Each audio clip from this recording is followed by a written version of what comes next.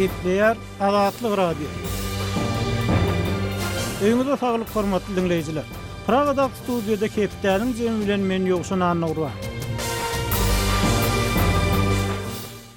Hormatly dinleýijiler, bu hepde Azatlygyň websaýtyny iň köp okulanlaryň başyny awada aýal gyzlaryň bikini kupalnikda suwa düşmegi gadagan edildi diýen atlan çap edilen habar çekýär.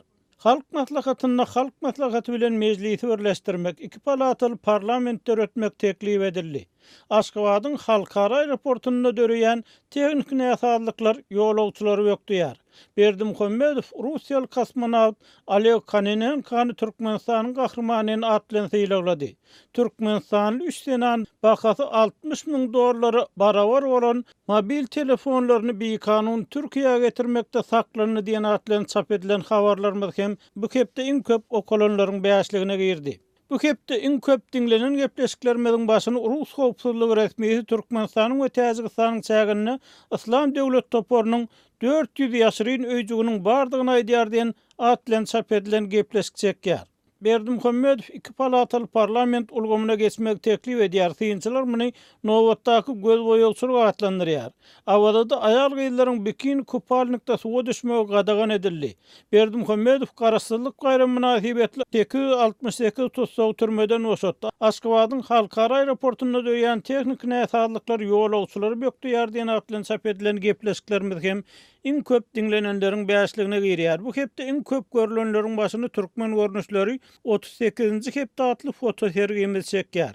Azat adalygy hereket azatlygy. Osman Saparov Türkmen filmiň olal kuzuny dolanmagyny isleýärin.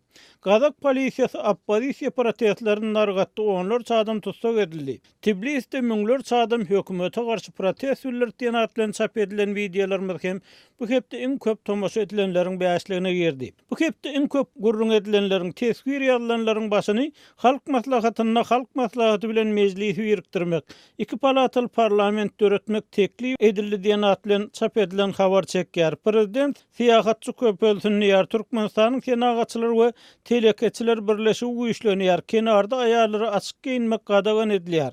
Lewapda uňatçylygy güýçlenýär. Marda eşigi owadan näleri telewizion üçin guralan ýygnak çäresine goýbermeýärler diýen atlan çap edilen habarlarymyzda hem okuwçylarymyz reaksiýa bildiripdir. Hormatly dinleýijiler, siz hem azatlygyň goýan meselelerine ses goşup öz pikirleriňizi aýtmaga çagyrýarsyz. Gepleýär Azatlyk radio. Hormatly dinleýijiler, Kepdäniň jemini Türkmenistanyň halk maslahatynyň 2-nji mejlisi baradaky söhbetlen dowam etdirýär. Söhbetdeşimiz Awstriýada ýaşaýan raýat aktivisti Nur Muhammed Hanaw. Söhbetdeşlige geçmeden öň okuwçylarymyzyň ýeriniň bu maslahat barada Azatlygyň websaýtyny galdyran tesbirleriniň pikirleriniň birini gysgaça eşitdirmek makul bildik. Men halk maslahatyny göremde entek-entekler bu ýurtdaky isadyň üýtgemejegini göz ýetirdim. Her wagt ýaly bu saparam bir adam gepledi, beýleklerim el çarpdy. Hey ýekezi adam garşy pikirli bolmazmy? Näme? Hemmeňiziň iýýän naharyňyz, halyan renkleriniz, durmuşdan alýan lezzetiňiz bir meňdeşmi? Men Türkmenistanyň başga ýekezi ýurt göremok. Bir näçe dürli pikirlerde 100% alalaşyp el çarpyp duranny. Meselem, meclis bilen halk maslahaty näme üçin birikdirilýär? Iki palataly edilýär. Sebäbi ertirk gün halk maslahatyna hemmede el çarpyp duran adamlaryň üstü bilen has aňsat kanun çykarmagam, konstitusiýany üýtgözüp tasdiklamagam diýip okuwçymyz öz pikirini galdyrypdyr. Hormatly dinleýijiler, Nur Muhammed Hanaw bilen telefon arkaly söhbetdeşligimizi dinleýärsiňiz. Nur Muhammed aga okuwçynyň pikirinden görnüşi ýaly, il içinde halk maslahatynyň mejlisinden göwüni suwçyan az, şoň bilen birlikde ýerli synçylaryň köpüsi 25-nji sentýarda halk maslahatynyň 2,5 sagat çemesi dowam eden mejlisinde hiç bir meseleniň ara alınıp maslahatlaşylmagyny, Prezident Berdimuhammedowyň iki palataly parlament döretmek teklifinden başga hiç bir täze pikir aýtmagyny, beýleki çykyş edenleriň prezidenti öwrenigini aýdýarlar. Eýsem, siz näme täzelik gördüňiz halk maslahatynyň mejlisinde? Bu maslahat näme üçin geçirildi? Bu meseleye cevap vermek için yoksun. Bir açık bir tarihine gireceli. Umumunu döreden yankı yazım üyeli. Döredeninin hem sebebi. Yöne hakikaten Türkmenistan'a demokrasiya bar diýdirjek bolup etýän oyunu. Näme üçin diýsem, halk maslahatyna gatnaşmak üçin halk tarapyndan saýlanýan ýaşullar. Ne ýaşullar bilen men maslahatlaşdym, şu netije geldim diýdirjek bolup edilen oyun. Şoda dowam etýär şu neçenli. Ondan şu halk maslahatda meselem näme ýaşurny, ýa-ki ruhnamany kanunlaştırma için yani ya özünü ömürlük prezident saylattırma için şolar yani umumi ulu meseleleri ortaya atıp yine halk kolladı. Çoğun için biz şunu kabul etiyat diyme için. Nur Muhammed abi bağışla sözünü verin. Şol adamlara halkın vekiller deyip bolar mı? Saylanan vekiller deyip bolar mı? Sebebi halk içinde dine yarancanlar saylanıya ol yeri maslahata dine yarancanlar çağırlıya diyen fikirler açık aydırıp başlandı son kıyılarda.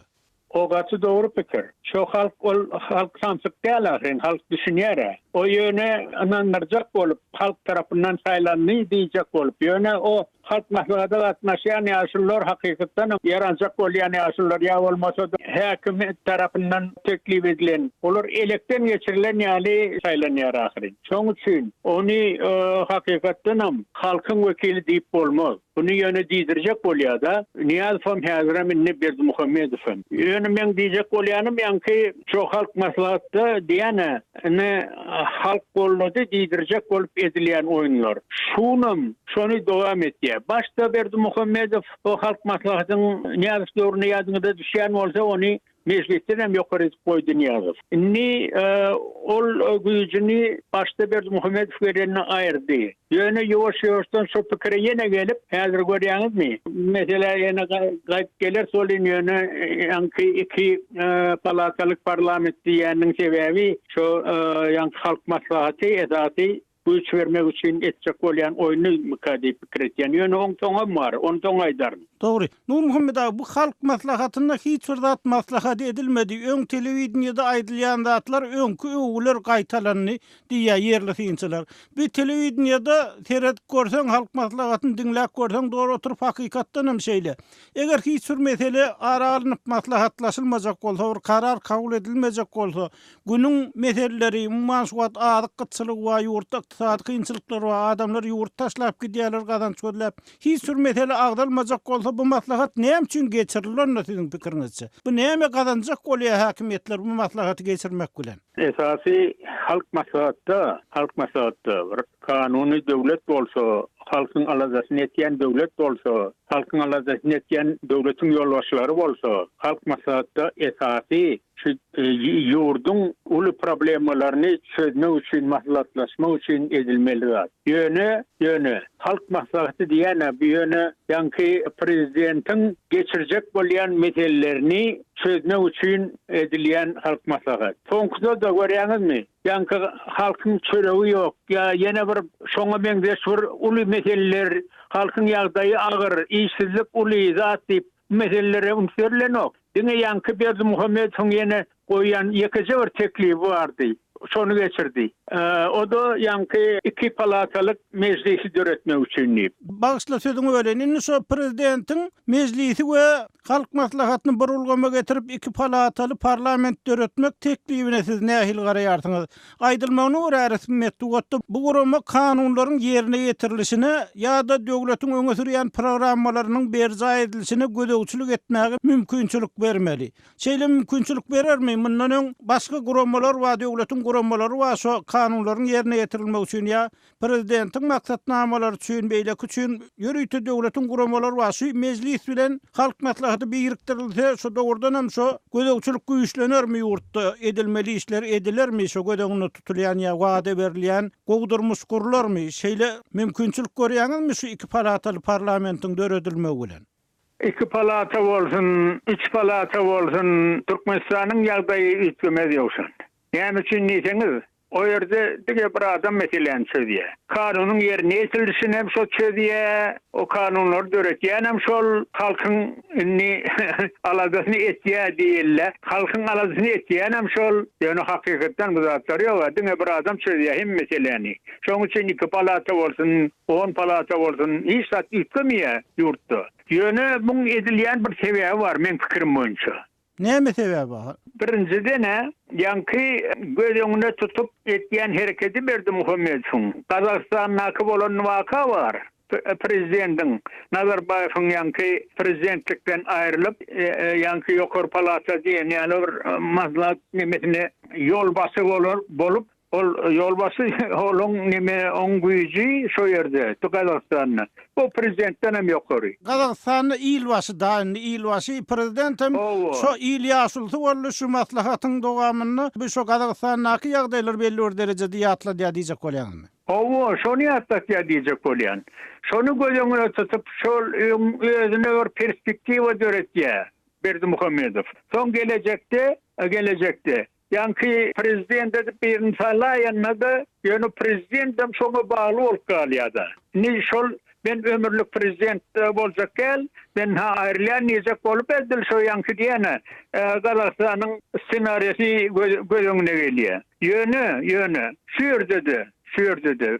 Berdi Muhammed var, o diyen var, öz aklı bilen çözeyen adam değil diyecek olan. Ne için neysen, şolar ýagdaýy hakykatyn döretjek bolsaň, başga da yollar var. Meselem, Ýewropa döwletleri alyp görsek, Awstriýa bolsun, Germaniýa bolsun, esasy hökümeti dolaşdyrýan kansler. Bizde diýeli kabinet ministriniň başlygy. Etjek bolsaň şonu döret. Prezident de bir paçotly prezident ýaly bolup galýar. Esasy hem ekonomikanam yurdum dolaşdıryan premier minister bolýar. Hökmaniki palatalyk döretmek gerekken ahyrin muň üçin. Bagyslanny Nur Muhammed ağa şo käwirtiňçiläriň pikirine görä ýurtda dören problemalaryň ykdysady, syýasy, medeni problemalaryň esasy Berdi Muhammedowyň dolanyrşy bolup durýar. Onuň Niýazowyň dolanyrşy bolup durýar.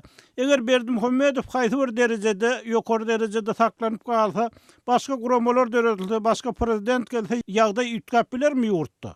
Başka prezident gelip yöne şoň üstünne yankı değişmeyali, Kazakistan'daki bolşyali, Berdi Muhammedow şu prezidentin üstünne bolsa yurtda hiç fırsat ýetmýär. Ýöne hakykatdan Berdi Muhammedow ayrılsa, hökümetin işine hiç bir meselede katnaşmasa, täze prezident gelse, yani o prezidentim hakykatdan Berdi Muhammedowyň goýjak adamsy bolman, halk tarapdan saylansa, şonu ýurtda ýagdaý ýetmegi mümkin.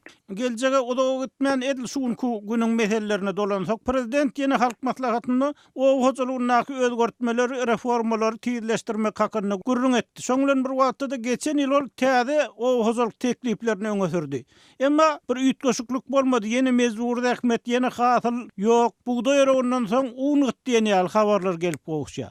Siň pikiriňizçe bir ýerde nämeler bolup geçýär? O hojalygynaky problemalar dogrudan hem ýetileşýärmi, agyrlaşýarmy ýa çözülýän belli bir derejede? Ýokşan, bu reformalar diýilýär, täze kanunlar kabul edilýär, ýagdaý düýetmeli, halk maslahatda çözülýär, meclisde, kabinet ministrde, ýöne bulun himmeti gurrun bolup galýar. Bir boş gurrundan herekete geçiläýse käşkäbir. Şonu ýagdaý ýetmegi mümkin ahyrin. Ýöne onu etmeli, şoň bilen hem gutorýar. Şon edilýän adam ýok. O zatlary etmek üçin o öňüm näçe edip biz gaýtalap aýdypdyk bu mesele boýunça. Yankı dünýäň tejribesinden ulanıp bolýar. Yine bir edip gaýtalap aýtsak bolýar. Meselem Kitay barada.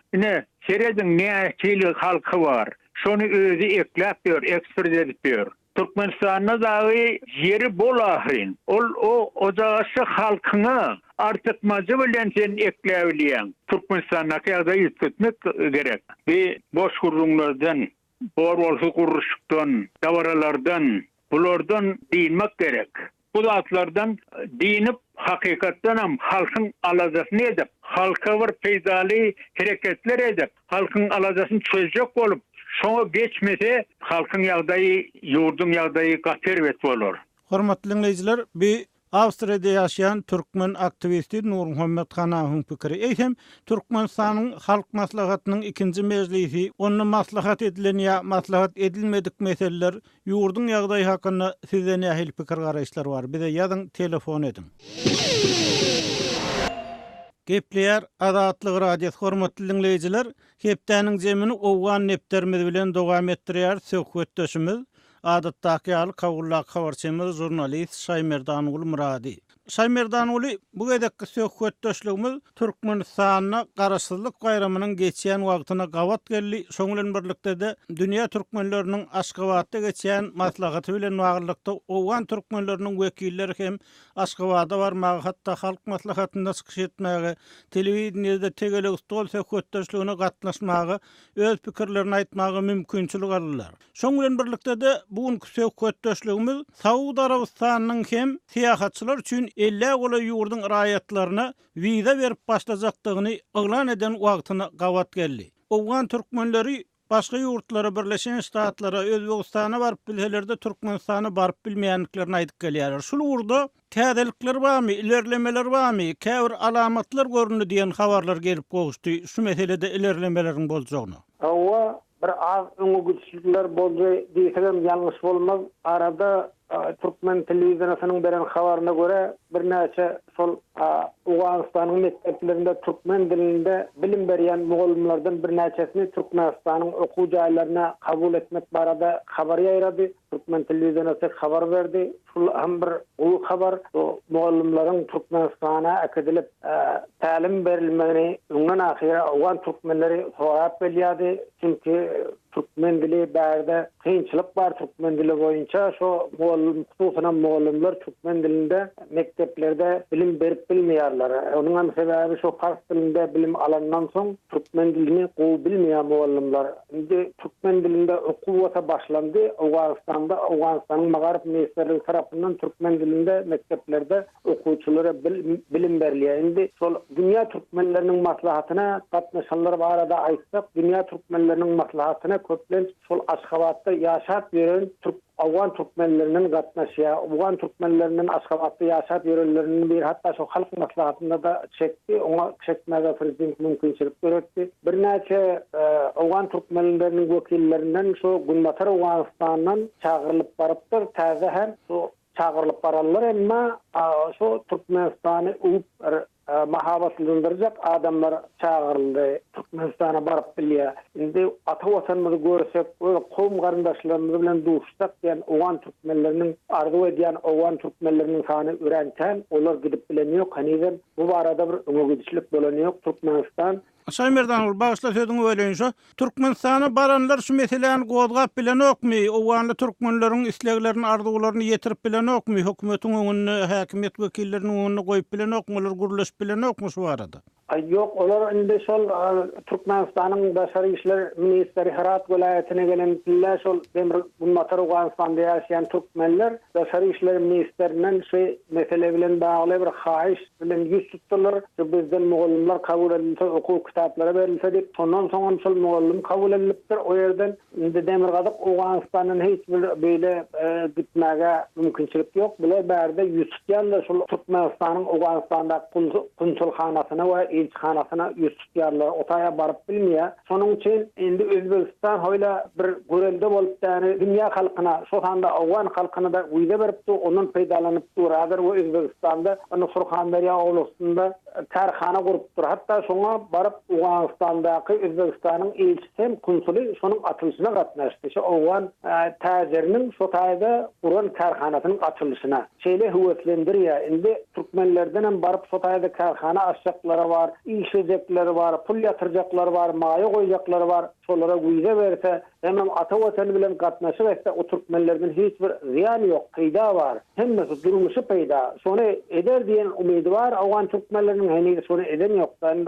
Şaymerdan dünýä türkmenleri birleşiginiň maslahatlarynyň çägine Türkmenistana barýan ol ýerde metduatda mediada çykyş etmäge mümkinçilik döredilýän daşary ýurtly türkmenler hususan Türkmenistanyň syýasaty öwmek bilen çäklenýärler. Prezident Berdimuhammedow öwmek bilen çäklenýärler diýen pikir köp aýdylýar. Indi şo öwgüleriň täsiri ýokmy? Şo öwgülerden soň bir siýasat meseleleri, gatnaşyk meseleleri ilerläp bilmezmi? Şu arada Awganly türkmenleriň nähili pikirleri bar? Ya bu öwgüler netije beren okmy? Indi şol Awgan türkmenleri, Awgan türkmeni bolsa orta ýetden gatnaşan Özbegistan, Kazakystan, Täjikistan, Özbegistan, haýsy ýurtdan gatnaşan bolsa Türkiýe, öýleki Saudi Arabistan ýa Siriya, rak haysi yerden gatnaşan bolsa da Türkmenler ün gurnalyp şeýle çagyrlýar. Onlara düşündirýär sen umelisin Türkmenistanyň siýasatyny mahabatlandyrmaly, hususan prezidenti arşa çıkarmalysyň diýip täne söýdip çagyrlýar. Olar barandan soň şol tegele usul gepleşiklerine de gatnaşdyryldy. Şu taýda dünya prezidenti uya prezidenti mahabatlanýar. Bu arkada ona öýtdi diýip täne söýdip öwgüsler öňüne aýdyp berilip täne şol tegele usula gatnaşdyrylýar. Ol bir erkin öz kynçylyklaryny aýtmaga mümkinçilik berilen ýoksa esasy mesele de şol. Dünya Türkmenleriniň insanperwer birleşigi diýilende şol halkyň kynçylygy boýunça döwredildi. Şol insanperwer birleşik dünya Türkmenleriniň kynçylyk çekýän halklaryna kömek etmesi gerekdi. Hususan Awganistanda has kyn ýagdaýlar başdan geçirýär Türkmenlerinde. Şu Türkmenlerin kynçylygyny aralyp maslahatlaşmaly. Ondan soň şu Türkmenlerin ýanynda ýetdi Türkmenlerden peýdalanmaly. Häzir Awganistanyň halkyndan bütün goňşular we dünýä döwletleri peýdalanyp otyr. Hutsugun Garamgol etrawyny şu Türkmenistanyň terhet ýakynda ýerleşen Garamgol etrawyny jeňçiler basyp aldy. Ol jeňçilerin arasynda Merkezi Aziýa ýurtlary, başga ýurtlardan hem jeňçiler bar. Olar Türkmenistanmy, Özbegistanmy kim diýip durmýar. Nir bolsa jeňçiler öz howpuny, öz wehmini salyp biljek, salmaga taýýar. Häzirki ýagdaý Awganistanda has çylşyrymly. Ol bu ertäniň näme boljagy belli däl. Şonu Awgan Türkmenler bilen gepleşiklerinde şonuň şaýady bolýan. Olar aýtýar biz Türkmenistana ziýan etmene tarapdary hada. Türkmenistana eger Awganistandan bir ziýan ýetäjek bolsa biz şonuň üçin öz janymyzy bermäge, anymyzy dökmäge de taýýar diýip aýtýarlar. Şonu peýdalanmak gerek diýipden Awgan Türkmenleriniň wekilleri aýdýarlar. Da indi şol birlerden peýdalanmaly, şu Awgan Türkmenleriniň peýdalanmasy gerek diýip Awgan Türkmenleri şeýle haýyş etýärler, şeýle öz çykyşlarynda şu eden gurunlarynda aýtýarlar. Awgan Türkmenleriniň wekilleriniň sözleri elbetde. Şaýmerdan siz şu muallimler meselesinde, Awgan muallimlerine tälim bermek meselesinde käbir ädimleriň ädilendigini aýtdyňyz. Indi bi Awganistanyň Türkmenler ýaşaýan sebitleriniň ählisini öz içine alyp bilýärmi? Şu barada näme aýdyp bolar? Yok, şol Daşary işler minister gelende şu gün batar Awganistanyň Türkmenlerinden bir näçesini şol okuwa kabul etdim, muallim kabul etdim. Bir gadak Awganistanda köplen koçun bolup ýaşaýan Türkmenleriň ýaşaýan koçun bolup ýaşaýan ýerden bir gadak Awganistanda şo hem Türkmenistan bilen serhetleşýän welaýatlar we etraplar şo demir gadak Awganistanda ýerleşýär. Şonuň üçin Awganistanyň demir gadagyndan muallimler kabul edilen ýok. Hani hatda Türkmenistan bir mektep gurup berdi. Şol Türkmenistanyň gurup beren okuwçylar üçin mektebinde Türkmenistanyň gurup beren okuwçylar mektebinde şo bilim berýän muallimleriň haýyşy bar. Türkmenistana barypdan bir 6 aý hiç bolmanda bir 3 ay şeýle baryp tälim alsak türkmen dili boýunça diýip şeýle haýyşlary bar. Şol haýyş ýerine ýetse diýip umyt etýär Türkmenler, Awgan Türkmenleriniň wekilleri. Ondan soň hususan şu demir gadyk Awganistanyň etraplarynda bir türkmen dilinde 12-nji klasa barynça bilim berilmeli. Şol bilim bermek meselesinde kynçylyklar bar. Şol mugallimlerden kabul edilse demir gadyk Awganistanda ýaşaýan türkmenlerden hem diýip umytlary bar. Şu mugallimçylyk mektepleri var Türkmenistan'ın. Şu yerde bir näçe 2 ay ağzından bu 3 ay şoňana tälim alsak diýip şeýle umytlar bar. Türkmenistana baryp türkmen dili boýunça başga bir maksady ýokdy. Şu türkmen dilini bilsek, öwrensek, türkmen dilimizi ösde bir çağalara türkmen dilinde bilim berebilsek diýip täne şu mümkinçilikden peýdalansak diýip şeýle umytlar bar. Awganistanyň Magaryp ministrligi tarapyndan bolsa şu kitaplar paýlandy türkmen dilinde okuw kitaplary da. Hormatly dinleyijiler, kawulla habarçymyz jurnalist Şaýmerdan ulum radio bilen söhbetdeşligimizi dinlediňiz. Şonuň bilen hepdäniň zeminiň nowatdaky sanyny geçirip oturýarys. Gepleşiklerimizi dinleýäniňiz üçin köp sag bolun, azatlygyň tolkunlaryndan aýrylmaň.